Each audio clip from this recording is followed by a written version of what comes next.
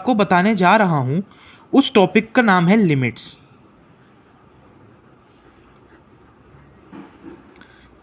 अब ये जो टॉपिक है आपका, ये 11th क्लास के पॉइंट ऑफ व्यू से एंड ऑल्सो 12th क्लास के बोर्ड्स के पॉइंट ऑफ व्यू से बहुत इंपॉर्टेंट है,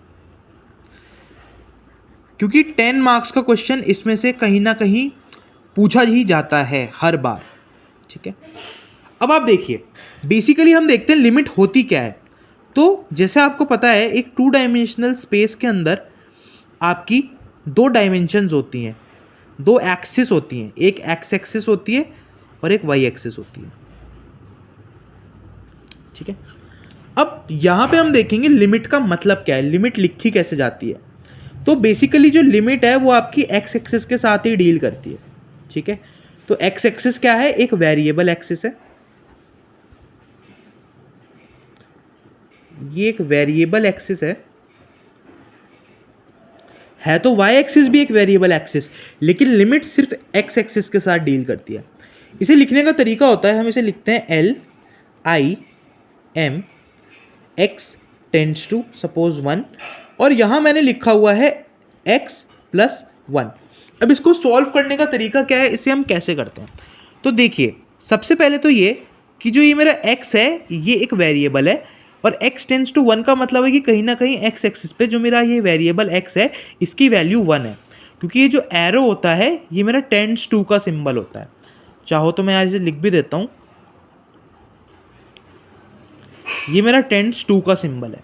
ठीक है, अब आप देखिए, अब मैं यहाँ पे जब x की वैल्यू 1 पुट करूँगा तो ये मेरे को क्या देगा, ये देगा 1 प्लस 1, तो मेरा आंसर कितना आएगा 2, जो कि मेरा परफेक्ट आंसर है इस लिमिट को सॉल्व करने के लिए। तो लिमिट को सॉल्व करने का सिंपल सीधा तरीका है, जिस भी वैल्यू को एक्सटेंड कर रहा है, ठीक है, जहाँ भी ये आपका ये जो पार्ट है जो ये आपने लिखा हुआ है इसे हम बोलते हैं एक्सप्रेशन। तो आप एक्सप्रेशन में क्या करिए, x की जो गिवन वैल्यू है लिमिट के अंदर उसे पुट कर दीजिए, आपका आंसर आ जाएगा। ठीक है, अब हमें आगे देखना है, कई बार क्या होता है लिमिट्स के केसेस में कि जब आप किसी भी चीज़ की लिमिट निकालते हो, लिमिट मैंने x टेंड्स टू, अभी x जो है x एक्सिस पे इसकी वैल्यू 0 है x वेरिएबल की। ठीक है, नाउ अब देखिए, अब जब मैंने यहाँ पे लिखा x अपॉन 2, तो अब अगर मैं x को यहाँ पुट करता हूँ तो ये बन जाएगा 0 अपॉन 2, और 0 अपॉन 2 कितना होता है, 0 होगा। ठीक है, या इस 0 को मैं कैसे भी लिख सकता हूँ, मैं इसे 0/0 भी लिख सकता हूँ। चाहो तो आप इसको ऐसे लिख लो, चाहो तो आप इसको ऐसे लिख लो, आपकी मर्जी है। अगर 0 है और मैं इसको 0/0 लिख दूँ उससे कोई फ़र्क तो नहीं पड़ता ना, क्योंकि अभी भी मेरे पास क्या आएगा, 0 ही आएगा, और ये मेरा 0/0 है, इससे कोई हमारा ज़्यादा फ़र्क नहीं पड़ता। ठीक है, अब आप देखिए, और अगर मैं इसी में कोई एक और एग्जांपल ले लूँ, अगर मैंने लिया होता लिमिट x टेंड्स टू 0, ऊपर भी x ले लेता मैं, नीचे भी x ले लेता, तो ये मेरा 0/0 ही आता। तो कभी भी लिमिट के अंदर जो मेरा 0/0 फॉर्म है ये नॉट एक्सेप्टेबल है, ये कभी भी आ ही नहीं सकता।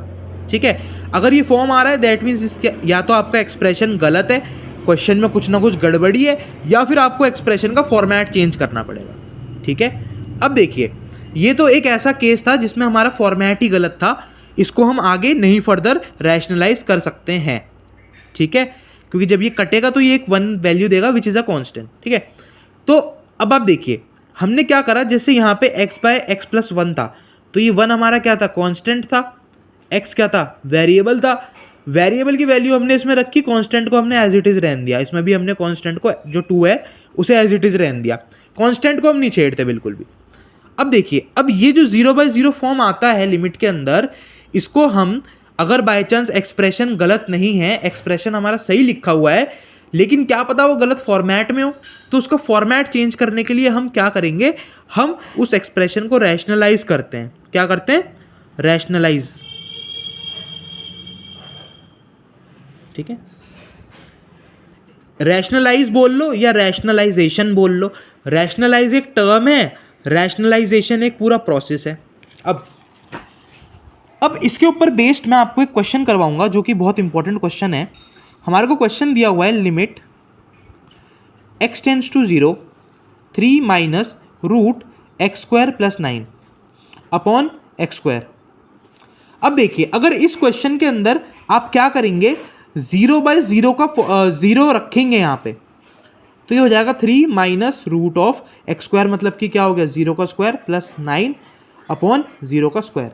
तो ये आ जाएगा 3 माइनस रूट ऑफ 9 अपॉन 0 का स्क्वायर इज 0, और ये रूट 9 क्या हो गया 3 और ये 0। तो जब मैंने इसको सॉल्व करा तो ये मेरा 0/0 फॉर्म में आ गया, जबकि 0/0 फॉर्म में नहीं आना चाहिए था, क्योंकि अगर ये 0/0 फॉर्म में आ रहा है दैट मीन्स कुछ ना कुछ गड़बड़ी है। ठीक है, अब इस गड़बड़ी, ये जो गड़बड़ी हुई है इसी को दूर करने के लिए हम रैशनलाइजेशन करते हैं। अब ये रैशनलाइजेशन क्या होता है, रैशनलाइजेशन को करने के लिए अगर मान लो कोई एक एक्सप्रेशन दिया है x+1 अपॉन x+2, अगर मुझे इसका रैशनलाइज करना है तो ये जो मेरा पार्ट है ऊपर वाला, जो इसके ऊपर है लाइन के, वो न्यूमरेटर कहलाता है, जो लाइन के नीचे है वो डिनोमिनेटर कहलाता है।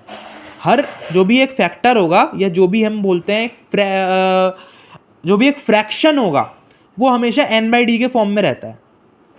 ठीक है, तो जब भी लिमिट का क्वेश्चन आपको फ्रैक्शन के फॉर्म में दिया हो और जो आपका न्यूमरेटर है और डिनोमिनेटर है वो आपस में कभी इक्वल नहीं हो, वो इक्वल ना दिए हुए हों, तो आपको क्या करना पड़ेगा, इस केस में आप रैशनलाइजेशन करते हो। कैसे करते हो, या तो न्यूमरेटर उठा लो या डिनोमिनेटर उठा लो, कोई भी एक उठा लो। इस केस में मैंने न्यूमरेटर लिया है, और क्या करो कि ऊपर का जो ये पहला जो लिखा हुआ था उसे तो एज इट इज रहने दो, इसको मुझे रैशनलाइज करना है। ठीक है,